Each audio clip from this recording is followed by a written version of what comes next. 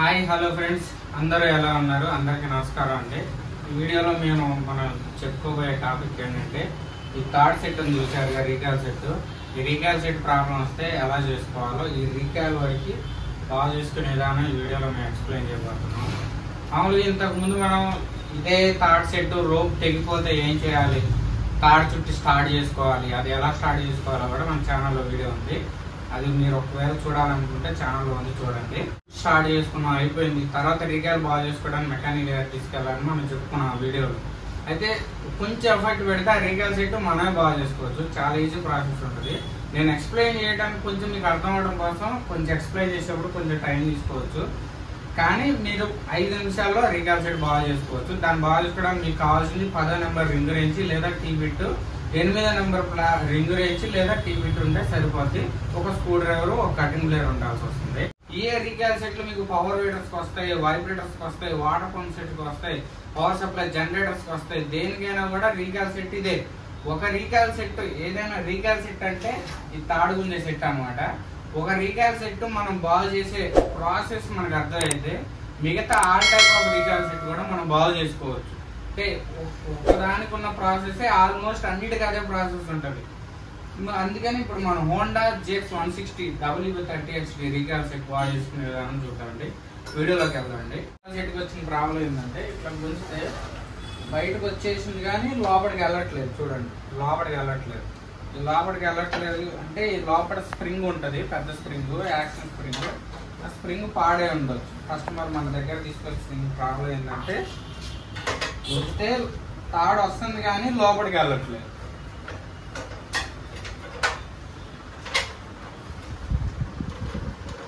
Tea బిట్తో 10వ number ring అయినా వాడొచ్చండి. నేను టీ బిట్ ఎందుకు వాడుతున్నా అంటే, చాలా స్పీడ్గా పని అవ్వాలి కాబట్టి, ఎక్స్ప్లెనేషన్ వీడియోలో స్పీడ్గా టైం అనేది త్వరగా అవ్వాలి కాబట్టి నేను టీ బిట్ వాడాను. అదే రింగ్ రేంజ్ అయితే కొద్దిగా ఓపిక ఓపెన్ చేసుకోవచ్చు. రెండు తాడు మనం ఓపెన్ చేసాం, పూర్తిగా లోపలికి వెళ్ళట్లేదు, సగం అయిపోయింది. దీనికి మనం ఏం చేయొచ్చు అనేది చూద్దాం. ఫస్ట్ 3 బోల్ట్ ఓపెన్ చేసి ఇంజన్ సైడ్ నుంచి పక్క పెట్టేసుకోవాలి. ఈ రీకాల్ సెట్ ఓపెన్ చేసుకోవాలి. 8వ నెంబర్ రింగ్ రేంజ్ కానీ 8వ నెంబరు టీ బిట్ కానీ ఉండాల్సి వస్తుంది. టీ బిట్ ఉంది, నేను స్పీడ్గా ఓపెన్ చేయడం కోసం టీ బిట్ వాడుతున్నాను.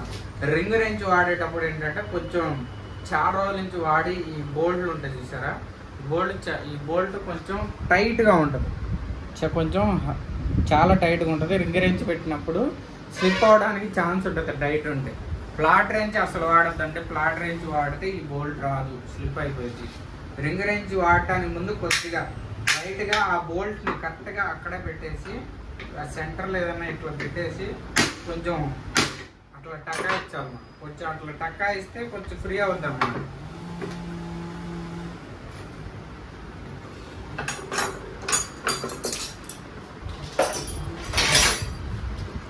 చూడండి, పెద్దగా ఏముండవు ఐటమ్స్. మీరు ఓపెన్ చేసిన బోల్ట్ తర్వాత ఇది చిలక, ఇదే పౌలు. మనం రీకాల్ సెట్ గుంజినప్పుడు ఇదే బయటకు వచ్చేసి ఆ పుల్లి, ఇక్కడ ఉన్న ఈ పుల్లిని పట్టుకుంటుందండి. మనం ఇక్కడ ఓపెన్ చేసినప్పుడు ఇది బయటకు వచ్చి ఈ పుల్లి గాడిలోకి వస్తుంది అనమాట. ఆ పుల్లియే చిలక దాన్ని పట్టుకొని పౌలు అంటారు, లేదా చిలక అంటాం మన భాషలో అయితే. ఈ పౌలు కూర్చోడానికి బుష్ పుల్ల. తర్వాత యాక్షన్ కోసం మీకు వాషర్ ఒకటి, స్ప్రింగ్ కూడా ఒకటి ఉంటుంది పైన. ఈ చిలక, ఈ కప్పు దానికి ఆనుకోకుండా యాక్షన్ కోసం. ఇది వచ్చరికి రీకాల్ స్ప్రింగ్ ప్రాబ్లం అనుకున్నాం, కానీ ఈ స్ప్రింగ్ మెల్ట్ అయిపోయింది, దగ్గరకు వచ్చేసింది. సహజంగా అయితే ఈ స్ప్రింగ్ కొంచెం ఓపెన్గా ఉండి ఇంకొద్దిగా ఇలా ఉంటుంది అనమాట. చూపిస్తాను మీకు.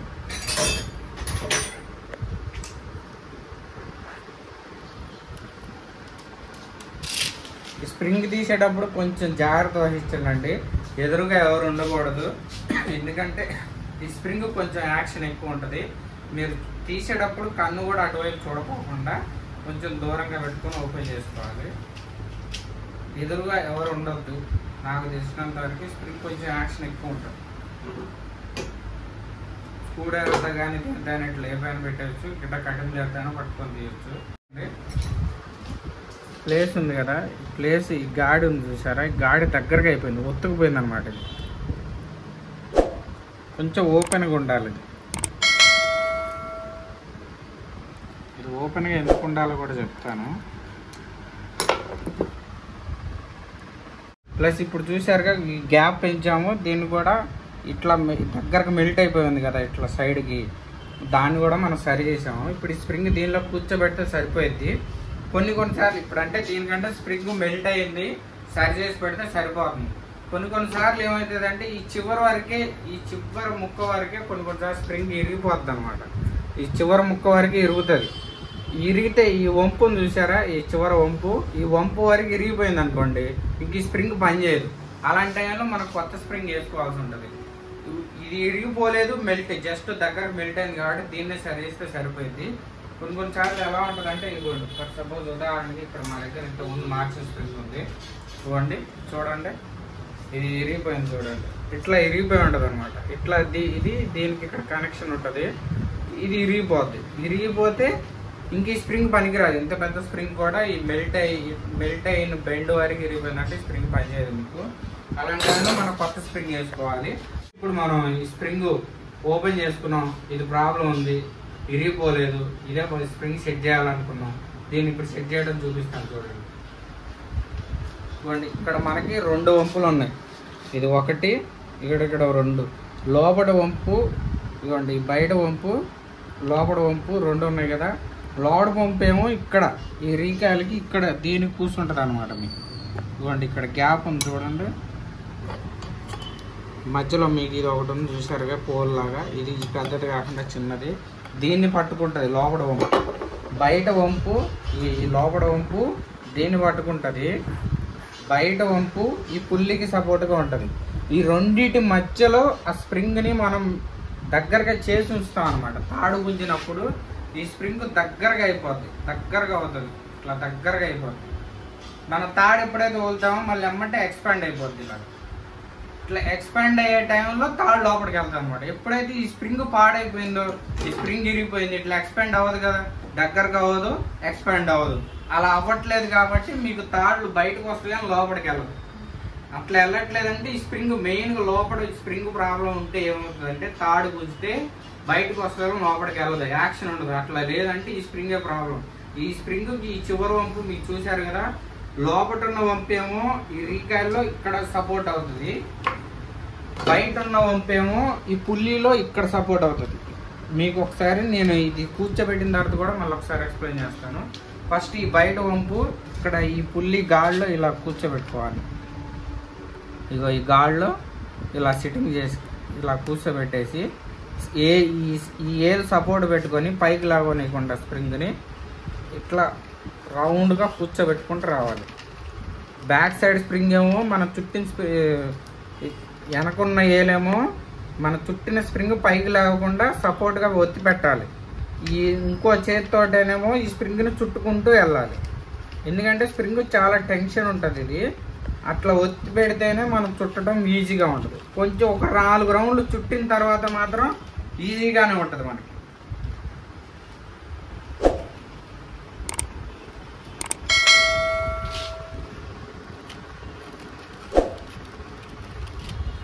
కూర్చోబెట్టేసాం చూసారు కదా, కూర్చుంది.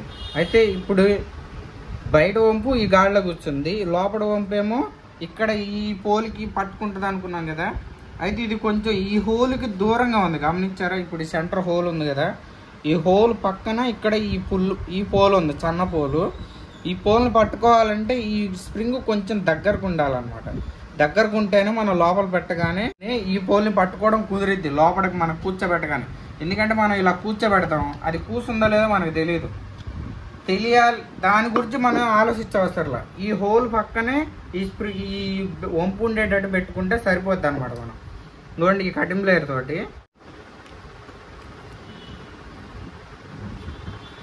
ఇదిగోండి నేను బెండ్ చేశాను, హోల్ పక్కకి హోల్కి ఆనుకొని ఈ వంపు ఉండేటట్టు చూశారు కదా. ఇప్పుడు మనం దీన్ని ఇలా కూర్చోబెట్టగానే కరెక్ట్గా పోల్లో కూర్చుంటుంది అనమాట. మనకు కూర్చున్నట్టు గుర్తు ఎలా కూర్చుందో లేదో తెలుసుకోవాలి ఫస్ట్. మనం లోపల 2 పోళ్ళు, లోపల వంపు బయట వంపు 2 పోళ్ళు కరెక్ట్గా కూర్చునే లేదో తెలుసుకోవాలి ఫస్ట్. మనం ఎలా తెలుస్తుంది అంటే మనం దీన్ని ఇలా తిప్పితే, ఈ పుల్లిని తిప్పితే ఇట్లా యాక్షన్ వస్తుంది అనమాట.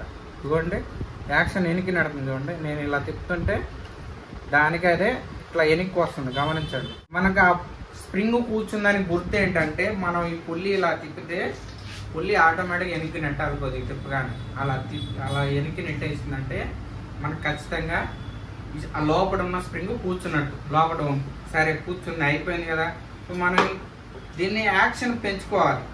మీరు ఈ పుల్లికి గమనించండి, చూడండి ఒక చోట గాడి ఉంది. ఈ గాడిలోకి మనం ఈ తాడుని కూర్చోబెట్టాలి. ఇవ్వండి, ఈ గాడిలోకి ఈ తాడుని ఇలా కూర్చోబెట్టాం. ఇలా కూర్చోబెట్టి ఈ స్ప్రింగ్ యాక్షన్ ఎక్కువ చేయాలి, చాలా ఎక్కువ. దీన్ని స్ప్రింగ్ యాక్షన్ టెన్షన్ పెంచడం అంటాం. అంటే చాలా ఇందాక మీరు కొద్ది తిప్పుగానే నెడుతుంది కదా వెనక్కి, అలాగే ఎక్కువ తిప్పితే ఆ తాడంతా లోపలికి పోవాలంటే మనం ఆ తాడు 4 రౌండ్లు ఉందనుకోండి, ఈ పుల్లీని కూడా మనం 4 నుంచి 5 రౌండ్లు పుల్లీని తిప్పితే ఇవ్వండి, ఒక చోటకి వెళ్ళిన తర్వాత ఇది తిరగట్లేదు అంటే స్ప్రింగ్ బాగా దగ్గరకు అయిపోయింది. స్ప్రింగ్ బాగా దగ్గరకు అయిపోయి మళ్ళీ తిరగనేయట్లేదు. అలాంటి టైంలో ఇంకా ఈ స్ప్రింగ్ గాడి తప్పించాలి. తప్పించేసి పెంచాం మనం పూర్తిగా. ఇప్పుడు చూడండి, తాడిని సీలా పట్టుకుంటే ఈ లోపలికి వెళ్తూనే ఉంటుంది. చూడండి, వెళ్ళి కూర్చొని చూసారుగా. అంటే లోపల ఉన్న 2 కరెక్ట్గా కూర్చుంటే మన టెన్షన్ పెంచితే ఇట్లా లోపలికి వెళ్ళిపోయి తాడు లోపలికి వెళ్ళి కూర్చుంది. ఇది పెద్ద స్ప్రింగ్ పని. లోపల ఉన్న పెద్ద స్ప్రింగ్ పని ఏంటి? తాడిని లోపలికి లాక్కోవటం. లోపలికి వెళ్ళట్లంటే పెద్ద స్ప్రింగ్ ప్రాబ్లం వచ్చేసిందని. ఇప్పుడు తర్వాత ఇంకా ఇక్కడ 4-5 ఐటమ్స్ వచ్చినాయి చూసారు కదా మీ స్టార్టింగ్లో. ఆ 4-5 ఐటమ్స్ పని ఏంటో చూద్దామండి. ఈ 4-5 ఐటమ్స్ని ఇవ్వండి. కింద ఈ స్ప్రింగ్ కూర్చోవడానికి ఒక వాషరు, చిన్న స్ప్రింగ్ దేనికంటే ఈ కప్పు పూర్తిగా ఆనుకుంటే చిలక బయటికి రాదనమాట. ఇది బయటికి ఎందుకు రావాలో కూడా నేను చెప్తాను. స్టార్టింగ్ చెప్పుకున్నాక ఈ చిలక కూర్చోడానికి బుష్, ఇది చిలక, ఈ పైన కప్పు మన స్ప్రింగ్ వాచరు, స్ప్రింగు, చిలక కూర్చున్న బుష్ పెట్టేసి చివరిలో మన బోల్ట్ టైట్ చేసుకోవడం. మీకు ఈ కప్ కూర్చోబెట్టేటప్పుడు ఇక్కడ చూడండి, ఈ చిలక కొంచెం బయటకు పెట్టేసుకోండి మీకు గుర్తుగా ఉండటానికి. ఈ చిలక ఈ గాడిలో రావాలి.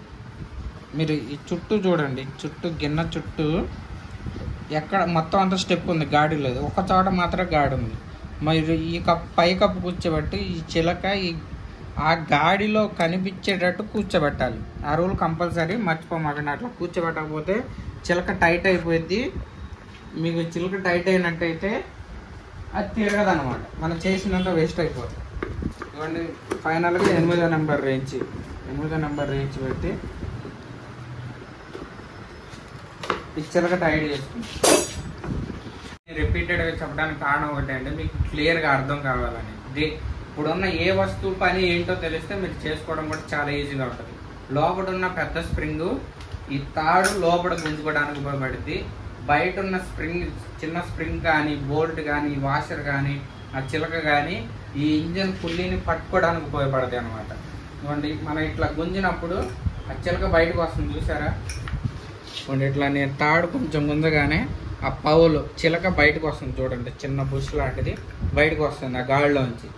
అట్లా బయటకు వచ్చిన ఈ చిలక ఇవ్వండి, ఇక్కడ ఇంజన్ పుల్లి ఉంది చూసారుగా. ఈ ఇంజన్ పుల్లి రౌండ్లో ఈ గాడిలో కూర్చుంటుంది అనమాట. ఏ గాడిలో అయినా కూర్చుంటుంది, ఈ గాడిలో అయినా. అప్పుడు ఆ చిలక బయటకు వచ్చినప్పుడు ఏ గాడి దగ్గరగా ఉంటుందో ఆ గాడిలో కూర్చుంటుంది అనమాట. అట్లా కూర్చొని మనం ఇట్లా కొంచెం గట్టిగా పుల్ చేయగానే ఆ కూర్చున్న చిలక ఈ ఇంజన్ తిప్పిద్ది అనమాట. ఇంజన్ తిప్పింది. అట్లాగే మనం ఎప్పుడైతే వదులుతున్నామో కొంచెంగానే తాడు వచ్చేసిందా, చిలక బయటకు వచ్చింది కదా, మనం వదలగానే ఆ చిలక లోపలికి వెళ్ళిపోతుంది. చూడండి, ఇది ఎలాంటి టెక్నాలజీ అంటే చూడండి మీరు, మనం ఇట్లా గుంజగానే చిలక బయటకు వస్తుంది, వదిలిపెట్టగానే ఆ చిలక లోపలికి వెళ్ళిపోతుంది చూసారుగా. పుల్ చేసినట్టయితే ఇంజన్ తిప్పి ఇంజన్ స్టార్ట్ అయిపోతుంది. అదే మనం ఎప్పుడైతే వదిలిపెడతామో చిలక లోపలికి వెళ్ళి కూర్చుంది కదా, ఇంజన్ స్టార్ట్ అయిపోతే వదిలిపెట్టగానే చిలక వెళ్ళి నార్మల్గా ఎప్పటిలాగే లోపల కూర్చుంటుంది. మీకు ప్రాసెస్ అర్థమైంది అనుకుంటున్నాను. ఫైనల్ చెక్ చేసుకోండి, ఆ చిలక బయటకు వస్తుందా లేదా అట్లా రాకపోతే రీకాల్ సెట్ వేస్ట్. ఎందుకంటే ఆ చిలక బయటకు వచ్చి ఈ గాడి ఈ పుల్లిని పట్టుకొని తిప్పితేనే మీకు ఇంజన్ స్టార్ట్ అయిపోతుంది. ఎప్పుడైనా రీకాల్ సెట్ పని చేయట్లేదు, తాడంతా లోపలికి పోతుంది, బయటకు పోతుంది, వదిలిపెడితే లోపలికి వెళ్ళిపోతుంది, అయినా ఇంజన్ స్టార్ట్ అవ్వడంలో రీకాల్ ఫ్రీగా తిరిగి వస్తుందంటే ఈ చిలక రావట్లేదండి. దానికి ఏం చేయాలో ఓపెన్ చేసి చూసినప్పుడు ఆ వాచర్ కానీ స్ప్రింగ్ కానీ పుష్పాలు కానీ ఏమైనా ప్రాబ్లం ఉంటే వాటిని సరి చేసుకుంటే సరిపోతుంది. తాడు కొంచెమే వెళ్తుంది, పూర్తిగా వెళ్ళట్లే అంటారు. అలాంటి టైంలో వాళ్ళు ఏం చేయొచ్చు అంటే ఏం లేదు, రీకాల్ సెట్ ఓపెన్ చేసుకొని ఇవ్వండి. చూడండి, ఇందాక చూపించాను కదా ఈ గాడి, దీని స్క్రూ డ్రైవర్ తీసుకొని ఈ తాడుని కొద్దిగా అలా బయటకు లాక్కొని కరెక్ట్గా ఈ గాడిలో ఆ తాడుని కూర్చోబెట్టాలి. కూర్చోబెట్టేసి ఈ స్ప్రింగ్ ఈ పుల్లిని ఇలా పూర్తిగా ఒక రౌండ్ తిప్పాలన్నమాట. ఇలా తిప్పితే ఒక 2 రౌండ్లు తిప్పితే యాక్షన్ పెరిగిద్ది. యాక్షన్ పెరిగింది కదా, ఇప్పుడు మీరు వదిలిపెట్టగానే తాడెళ్ళి కూర్చుంటారు.